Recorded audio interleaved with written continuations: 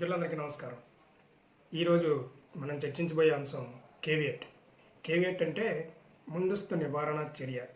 అసలు ఈ ముందస్తు నివారణ చర్య అనేది ఈ లా పరిభాషలో ఏ రకంగా మనం వాడతాం, అసలు ఈ కేవియట్ అనేది ఎవరికి వర్తిస్తుంది, కేవియట్ వాడటం ద్వారా మనం చట్టంలో కోర్టులో ఏ రకమైనటువంటి ఉపశమనం పొందగలం అనేది తెలుసుకుందాం. ముందు ఈ ఎపిసోడ్ చూసినటువంటి మిత్రులందరికీ మొదటిగా ఈ లా సోషల్ మీడియాలో వచ్చేటటువంటి నోటిఫికేషన్ మీకు అందాలి అనుకుంటే సబ్స్క్రైబ్ చేయండి, షేర్ చేయండి, బెల్ ఐకాన్ని ప్రెస్ చేయడం ద్వారా మీకు తర్వాత చేయబోయేటటువంటి నోటిఫికేషన్స్ అన్నీ కూడా అందించబడతాయి.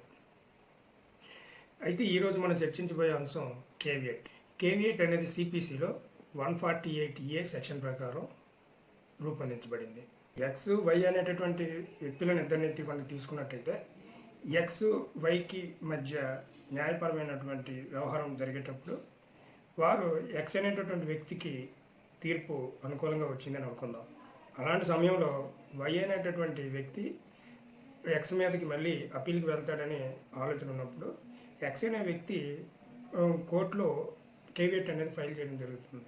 ఈ కేవియట్ ఫైల్ చేయడం అనేది దానివల్ల వై అనేటటువంటి వ్యక్తి ఒకవేళ అప్పర్ కోర్టుకి వెళ్ళాడు అని అనుకునేటప్పుడు, అంటే డిస్ట్రిక్ట్ కోర్టుకు కానీ లేదంటే హైకోర్టుకు కానీ వెళ్ళాడు అనుకునేటప్పుడు ఖచ్చితంగా వై అనేటటువంటి వ్యక్తి ఎక్స్ అనేటటువంటి వ్యక్తికి వీరు కోర్టుకి వెళ్ళేటప్పుడు ఎందుకు వెళ్తున్నారు అనేది ముఖ్యంగా ముందుగా ఎక్స్ అనేటటువంటి వ్యక్తికి వీరు రిజిస్టర్ పోస్ట్ చేయడం ద్వారా అసలు ఏ విషయం మీద వీరు హయ్యర్ కోర్టుకు వెళ్తున్నారు అనేది మెన్షన్ చేస్తున్నటువంటి కాపీలని వీళ్ళకి రిజిస్టర్ పోస్ట్ ద్వారా పంపించడం జరుగుతుంది. వారు ఎక్స్ అందుకున్న తర్వాత ఎక్స్ ఏదైతే అక్నాలజ్మెంట్ మీద సైన్ చేసి పంపించడం జరుగుతుందో ప్లస్ అప్లికేషన్ ఏదైతే కేవియట్ అప్లికేషన్ ఉంటుందో ఈ కేవియట్ అప్లికేషన్ని మరియు ప్లీడింగ్ ఏదైతే ఉందో ఆ ప్లీడింగ్ అంతా కలిపి కోర్టులో సబ్మిట్ చేయవలసి ఉంటుంది. కోర్టు వారు ఈ ప్లీడింగ్స్ తర్వాత అక్నాలజ్మెంట్ కాపీలను అన్నింటినీ పరిగణలోకి తీసుకున్న తర్వాత మాత్రమే వాటికి నెంబర్ ఇవ్వాలా లేదనేది నిర్ణయించడం జరుగుతుంది. కేసును మీద అప్పీల్కి వెళ్ళేటప్పుడు సివిల్ అప్పీల్ జరిగేటప్పుడు అవతల పర్సన్కి దానికి సంబంధించి అంటే వాది ప్రతివాదులు ఉండేటప్పుడు వాది కేసు వేసేటప్పుడు ప్రతివాదికి ఖచ్చితంగా ఇంటిమేషన్ అనేది ఉండాలి. లేని పక్షంలో వారు ఇంజక్షన్ ఆర్డర్లు తీసుకోవడం కానీ లేదనుకుంటే స్టే ఆర్డర్లు తీసుకోవడం కానీ జరుగుతుంది. అలాంటివి జరగకుండా ఉండడం కోసం మాత్రమే ఈ కేవియట్ని ముందస్తు నివారణ చర్యగా వేయడం అనేది జరుగుతుంది.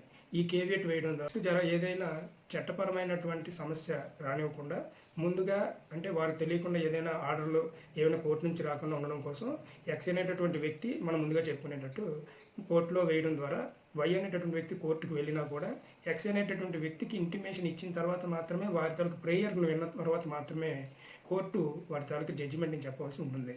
అయితే ముందుగా చెప్పుకున్నట్టు కోర్టుకు ఉండేటటువంటి కొన్ని విశేష అధికారాలు ఇన్హెరిటెడ్ పవర్స్ ఉంటాయి. ఆ పవర్స్ ద్వారా వారు ఖచ్చితంగా కొన్నిసార్లు డైరెక్ట్గా డైరెక్షన్ తీసుకోవాల్సిన అవసరం కూడా ఉంటుంది.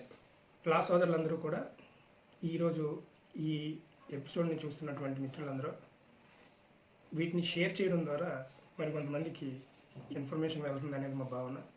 కనుక మిత్రులందరూ ఖచ్చితంగా ఇన్ఫర్మేషన్ని షేర్ చేసే ఉద్దేశంలో భాగంగా మేము లా అవేర్నెస్ చేయాలనే ఉద్దేశంతో మాకున్నటువంటి సమయాన్ని వెచ్చించి ఇవ్వడం జరుగుతుంది. కనుక మిత్రులు ఈ ఎపిసోడ్స్ అందరికీ చేరుకునేటట్టు షేర్ చేయాల్సిందిగా ప్రార్థిస్తూ, మీరు ఏవైనా మీకు ఇన్ఫర్మేషన్ కావాలి అనుకున్నట్టయితే, న్యాయ సలహా కావాలి అనుకున్నట్టయితే కిందన స్క్రోల్ అయ్యేటటువంటి కిందన ఇచ్చేటటువంటి మెయిల్కి కానీ లేదా వాట్సాప్ నెంబర్కి మీరు ఇంటిమేషన్ చేసి క్వశ్చన్స్ అడగడం వల్ల మాకు ఉండేటటువంటి లీగల్ నాలెడ్జ్ని ఒకవేళ మాకు తెలియని పక్షంలో మేము కూడా దాని గురించి కొంత అవగాహన కలిగి బయట తెలుసుకునైనా మేము మీ దృష్టికి తీసుకొచ్చి మీకు ఆ పరిష్కారం ఏ విధంగా జరుగుతుంది అనేది వివరించడం జరుగుతుంది. సోషల్ మీడియాలో చూస్తున్నటువంటి మిత్రులందరికీ ఒక ముఖ్య విన్నపం, ఇది ఎవరు నాలెడ్జ్ లేని వ్యక్తులకి తెలియజేయాలి, నాలెడ్జ్ అంటే లాకి సంబంధించిన అవేర్నెస్ తీసుకురావాలని ప్రయత్నమే తప్ప ఇందులో ఎక్స్పర్ట్స్కి దీని ద్వారా ఎటువంటి ప్రేయర్ని చూపిద్దామని కానీ వారికి ఇన్ఫర్మేషన్ ఇద్దామనే ప్రయత్నం మాత్రం కాదని